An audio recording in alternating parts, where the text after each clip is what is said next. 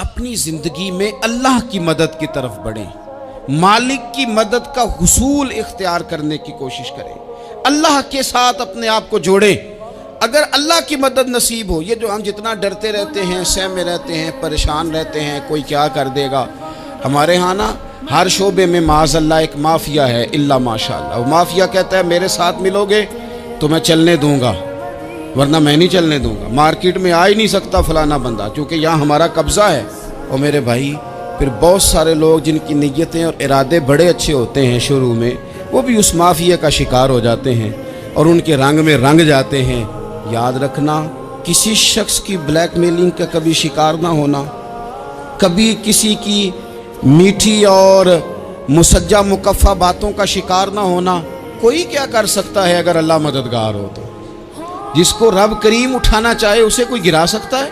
ہم یہ ڈرے ڈرے سہمے پریشان فیصلہ کرنے کی طاقت نہیں، مجھے چلنا چاہیے کہ نہیں، اٹھنا چاہیے کہ نہیں، کرنا چاہیے، اٹھ باندھ کمر کیوں ڈرتا ہے؟ پھر دیکھ خدا کیا کرتا ہے۔ حضرت عبداللہ ابن عباس فرماتے ہیں میرے نبی پاک علیہ السلام نے میری تربیت فرمائی، حضور نے میری تربیت فرمائی، اور محبوب پاک علیہ السلام نے فرمایا عبداللہ یاد رکھنا، یہ نوجوان دوست میری بات لکھ لیں، پریشان لوگ میری بات لکھ لیں، جن کے پاس قوت فیصلہ نہیں وہ اس بات کو لکھ لیں۔ حضرت عبداللہ ابن عباس فرماتے ہیں میرے نبی پاک علیہ السلام نے مجھ سے فرمایا تھا عبداللہ سن، اگر ساری دنیا مل کے تیرا کوئی نفع کرنا چاہے کر نہیں سکتی جب تک میرے رب کی رضا نہ ہو، اور فرمایا ساری دنیا مل کے تیرا کچھ بگاڑنا چاہے تو عبداللہ بگاڑ نہیں سکتی جب تک رب کریم کی حکمت کا تقاضا نہ ہو۔ لوگوں سے ڈرنا، لوگوں کی طرف دیکھنا، ماحول دیکھ کے اپنے راہ کا تعین کرنا، ہر بندے کے خیالات کے مطابق ڈھلنے کی کوشش کرنا، فلانا نہ ناراض ہو جائے، فلانا نہ ناراض ہو جائے، وہ جس نے ہونا ہو جائے، بس رب رسول ناراض نہ ہو۔ اپنی زندگی میں اپنے مالک کو مولا جان کے، بل اللہ مولاکم، اللہ تمہارا مولا ہے، وَهُوَ خَيْرُ النَّاصِرِينَ، وہ بہترین مددگار ہے۔ توجہ جب بھی کریں رب کی جانب کریں، اپنے دل کا قبلہ درست رکھیں، سوچوں کے زاویے سیدھے رکھیں۔ میرے بھائی مالک جب بندوبست کر دے نا، جب مالک بندوبست کر دے پھر ایسا بندوبست کرتا ہے کہ لوگوں کے پاس نا چارہ نہیں رہتا۔ حضرت مریم رضی اللہ تعالی عنہا پاک باز تھیں، مسجد میں رہی تھیں، پر مالک کی حکمت کے تقاضے بڑے عجیب ہیں نا۔ پھر جناب مریم کو اللہ تعالیٰ نے بغیر شوہر کے اولاد عطا کر دی۔ یہ بات ہی ایسی تھی، وہ کسی نے کہا تھا کہ مخلوق تو فنکار ہے اس درجہ کے پل بھر میں سنگے در کعبہ سے بھی اصنام تراشے، تم کون ہو کیا چیز ہے داغ کبابی، لوگوں نے تو مریم پہ بھی الزام تراشے۔ تو لوگوں نے کہا کدھر سے لے آئی بچہ، تیرا باپ تو ایسا نہیں تھا، کہاں سے لے آئی؟ اللہ کرے میں آپ کو سمجھا سکوں، ذرا اپنے آپ کو وہاں کھڑا کریں کہ ایک پاک باز عورت، پاک باپ کی بیٹی، طیب ماں کی بیٹی، اور اللہ کے گھر میں پرورش پانے والی خاتون، ایک وہ وقت اور ایک یہ وقت کہ اس عورت کو کٹہرے میں کھڑا کر کے پوچھا جا رہا ہے کہ معاذ اللہ تیری گود میں بچہ جائز نہیں ہے، کہاں سے لائی ہے؟ اب خود سے صفائیاں بندہ کتنی کو دے، کتنی کو وضاحتیں کرے۔ اور میں نے تو اپنی زندگی میں دیکھا ہے زیادہ وضاحت دینے والے کو بھی لوگ جھوٹا سمجھنے لگ جاتے ہیں، زیادہ وضاحت دینے پر بھی لوگ کمزوری کا اظہار سمجھتے ہیں کہ کمزور پڑ گیا۔ آپ صلح کی کوشش کرتے ہیں، سامنے والا بزدل سمجھ لیتا ہے، زیادہ وضاحتیں بھی کمزور کر دیتی ہیں۔ اب حضرت مریم کو کٹہرے میں کھڑا کر کے کہا بچہ کس کا ہے؟ تو پھر خدا بندوبست جب کرے، اللہ جب مددگار ہو، تو پھر حضرت مریم کی گواہی درختوں سے نہیں دلوائی، اس نے پتوں سے نہیں دلوائی، پھر فرشتے نہیں بھیجے۔ حضرت مریم کہنے لگی مجھ سے نہ پوچھو، وہ جو پنگوڑے میں ہے اسی سے پوچھ لو، ان سے پوچھو نا، وہ کون ہے پوچھ لو، ان سے کر لو سوال۔ انہوں نے کہا پنگوڑے میں چند دنوں کا بچہ، یہ جواب دے گا؟ مددگار تھا رب، ان کی برات کا اعلان کرنا تھا مالک نے، اور جب مالک اعلان کر دے، جب مالک تیری صفائی دینا چاہے، جب مالک تجھے دنیا کے سامنے نکھارنا چاہے، تو پنگوڑے میں لیٹے حضرت عیسیٰ بول کے کہنے لگے انی عبداللہ آتانی الکتاب، فرمایا میں اللہ کا بندہ ہوں، رب نے مجھے کتاب عطا کر کے نبی بنا کے دنیا میں بھیجا ہے، میں اللہ کا بندہ ہوں، کتاب لے کے آیا ہوں، نبی بن کے آیا ہوں۔ پھر پنگوڑے سے اعلان ہو گیا، پھر بچہ بول پڑا۔ اور یہ ایک دفعہ نہیں بات ہوئی، یہ بنی اسرائیل میں ایک جریج نام کے شخص بھی تھے جو نماز پڑھ رہے تھے، بعض نے لکھا ہے نفل نماز تھی، اماں نے پکارا تو آئے نہیں، تو ماں کے منہ سے نکل گیا تو اتنی دیر تک مرے گا نہیں جب تک کسی بے حیا عورت کا منہ نہ دیکھ لے۔ تو وہ عبادت گزار تھے، لیکن لوگوں نے ان کی عبادت، ریاضت، پرہیزگاری کو نہیں دیکھا، بس ایک عورت کو بھیج کے الزام لگوا دیا۔ وہ عورت آیا جایا کرتی تھی، اب آ جاتی ہیں عورتیں، مسئلہ پوچھنے کی نیت سے بھی آ جاتی ہیں۔ ماحول میں کچھ جگہ ایسی بھی ہیں جہاں عورتیں دم کرانے کے بہانے آ جاتی ہیں۔ وہ خاتون آتی جاتی تھی اس خانقاہ پہ، آستانے پہ، یہ بخاری میں موجود ہے، پھر اس نے کہا میری گود میں جو بچہ ہے یہ انہی کا ہے۔ مجھے بتائیں کیسے بندہ وضاحت دے؟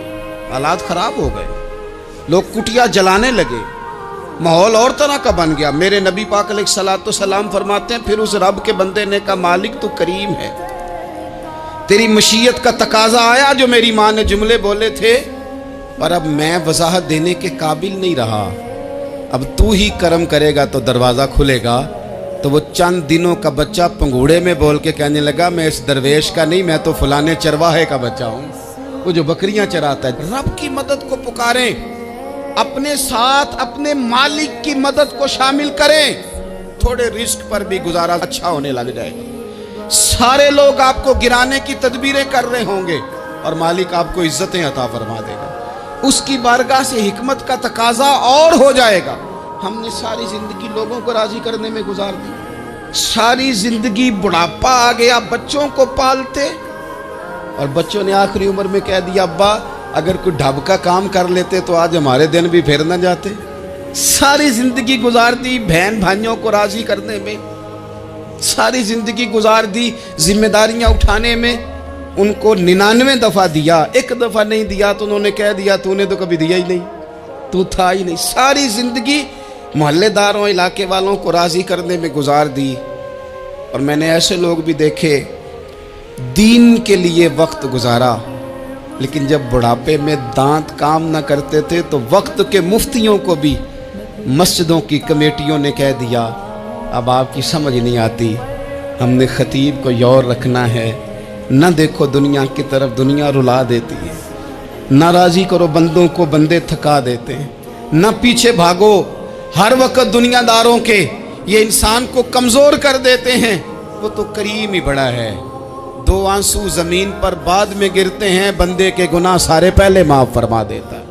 اللہ کی مدد کا حصول، اپنے مالک کی مدد کی طرف بڑھنا، آپ کو بدر کی جنگ بھی یہی درس دے گی، آپ کو احد کا میدان بھی یہی سبق دے گا، فتح مکہ بھی یہی سبق دے گا۔ میرے دوستو جب رب مدد فرمائے، جب اللہ مددگار بنے، دوستوں سے ایک بات اکثر کرتا ہوں، میں کہتا ہوں کہ جتنے درد سے آپ امیر کو اپنی کہانی سناتے ہیں نا، اور جس طرح آپ کے آنسو بات کرنے سے پہلے گر جاتے ہیں کہ غریب ہیں، بچیاں ہیں، کاروبار نہیں، او میرے سنگیو، اس سے آدھے آنسو اپنے رب کی بارگاہ میں بکھیرو، اس کے حضور عرض گزار ہو جاؤ، اس سے طلب کرو۔ ایک وقت انسان پر زندگی میں ایسا آتا ہے کہ اسے یوں محسوس ہوتا ہے کہ میرا سایہ بھی ذرا سا پیچھے ہٹ گیا ہے، اسے یوں لگتا ہے کہ میں کسی سہارے پہ ہاتھ ڈالتا ہوں تو وہ بھاگ جاتا ہے مجھ سے، لیکن مالک کی بارگاہ ایسی عظیم بارگاہ ہے، رب رسول کے آستانے اتنے بڑے ہیں کہ آپ جب وہاں کشکول طلب دراز کرتے ہیں تو جھولی پھیلانے میں دیر لگتی ہے، ان کو بھرنے میں تو کوئی دیر نہیں لگتی۔ ہم نے اپنا سوچ کا قبلہ ہی دنیا کو بنا لیا۔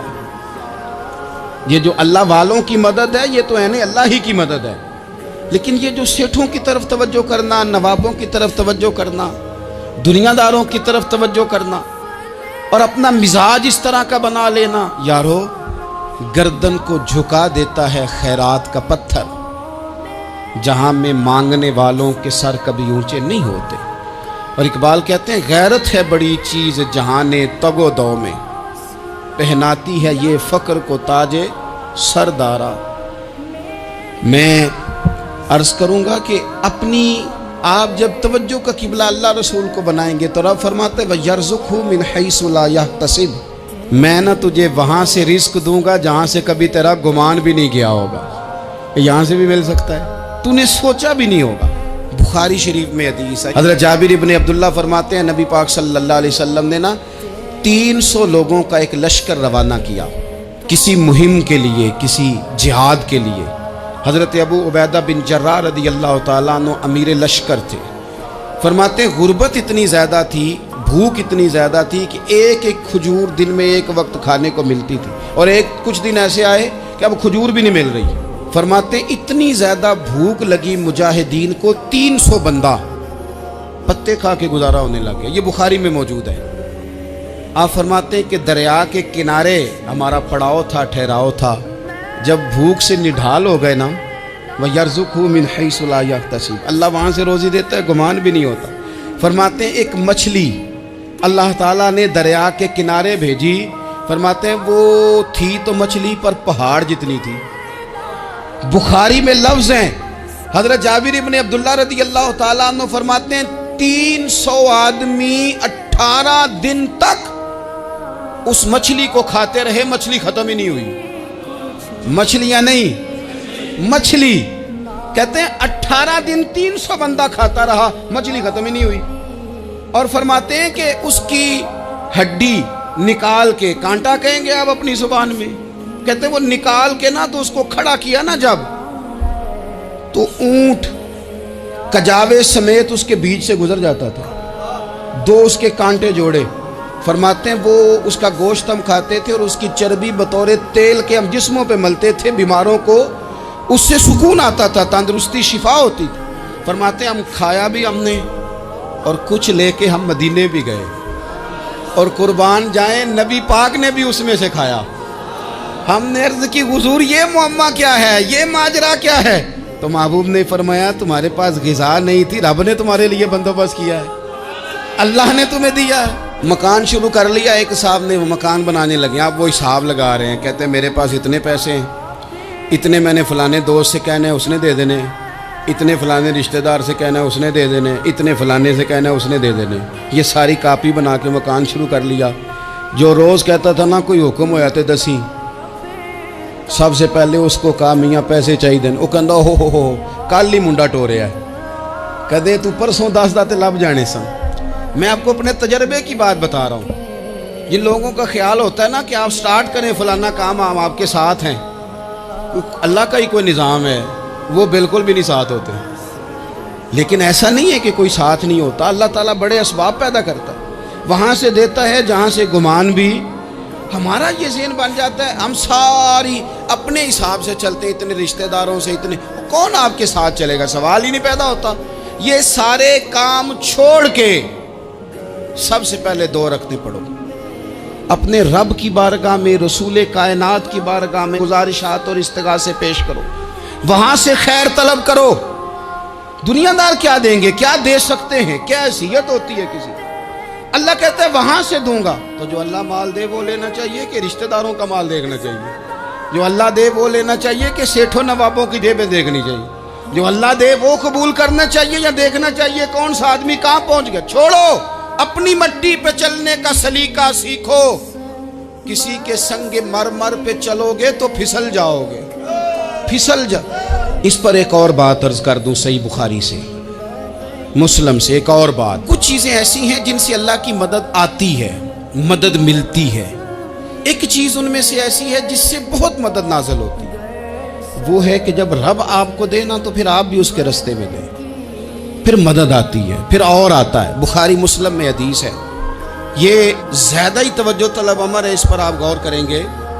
हज़रत अबू हुरैरा फरमाते हैं कि नबी पाक अलैहिस्सलाम ने फरमाया एक शख्स ने बादलों के अंदर से आवाज़ सुनी कि फ़लाँ आदमी का खेत और बाग खुश्क हो गया है, वहाँ बरसो और उसके खेत को सैराब करो। وہ بڑا حیران ہوا کہ بادل سے آواز آ رہی ہے۔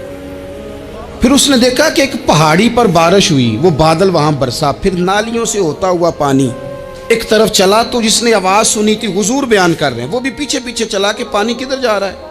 اس نے جا کے دیکھا کہ ایک مقام پہ ایک باغ کو وہ پانی لگ رہا ہے اور ایک آدمی وہ پانی لگا رہا ہے۔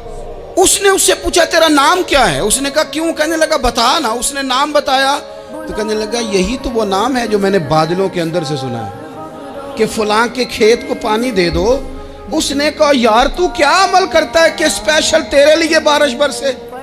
یہ بخاری پڑھ رہا ہوں، سیاستہ سے حدیث عرض کر رہا ہوں۔ اس سے پوچھا تو کیا کام کرتا ہے کہ جناب اللہ تبارک و تعالیٰ کا حکم کرم آیا کہ خاص تیرے لیے پانی برسے اور تیرے کھیت کو سیراب کرے؟ تو اس نے کہا چھوٹا ذمہ دار ہوں، پر جب فصل اگتی ہے تو 3 حصے کرتا ہوں۔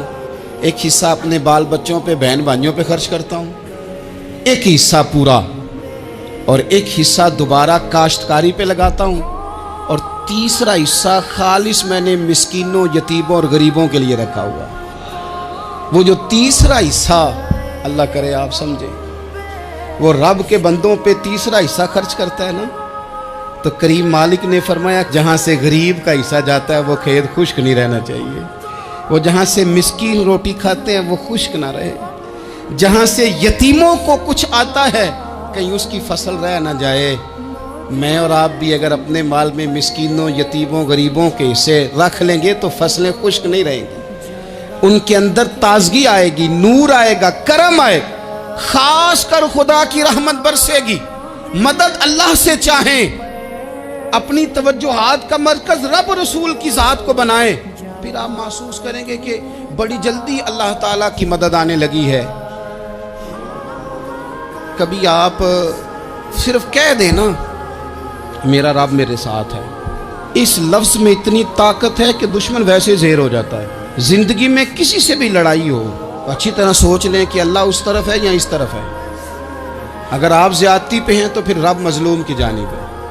اگر اللہ کی مدد آپ کے ساتھ ہے تو دنیا کی کوئی طاقت آپ کو گرا نہیں سکتی، اور اگر آپ مظلوم کے مقابلے میں ظالم بن کے آپ کھڑے ہو گئے ہیں اور آپ نے رویہ وہ اختیار کیا ہے کہ جس میں مدد نہیں آئے گی، تو پھر یاد رکھ لیں کہ آپ کوئی بھی ہیں، کہاں بھی ہیں، آپ کمزور ہیں۔ طاقتور تھے ابتدائے اسلام میں، ظاہری طاقت تھی کفار مکہ کے پاس، وہ ڈنڈوں سے مارتے تھے غریبوں کو، ان کے ہاتھوں میں ڈنڈے تھے، پر خدائی طاقت ان مظلوموں کے ساتھ تھی۔ صاحب زرقانی نے لکھا ہے، حضرت زنیرہ رضی اللہ تعالیٰ عنہ ایک لونڈی ہے، غریب ہے، ماڑے دا کی کام محمد نس جانا یا رونا، غریب سادی بی بی اور لونڈی کنیزہ، ایک مشرک کی کنیزہ تھی، انہوں نے کلمہ پڑھ لیا، وہ ڈنڈوں سے مارتا، دروں سے مارتا، تکلیف دیتا۔